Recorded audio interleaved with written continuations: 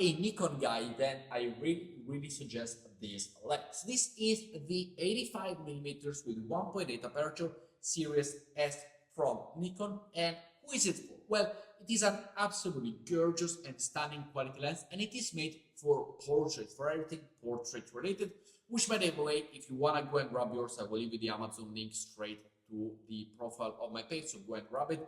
But this one is an absolute beauty. In terms of quality per price, absolutely one of the best that you can get. If you are a Nikon lover, then yeah, the quality per price is absolutely there. It works absolutely amazing. I've never had a single problem with it. We can see all the details here. It is a 1.8 aperture, the Series S, so the professional series. We got the Nikon Z 85mm lens. So if you're into portrait, of course, this is not for landscapes, nor it is for wide angle, absolutely not. For that one, you would have to go down to a 14 to 16mm or a 16 to 35mm. This one is straight 85 1.8 fixed. So portraits, you're looking at the best of the best. Go and grab yours if you like.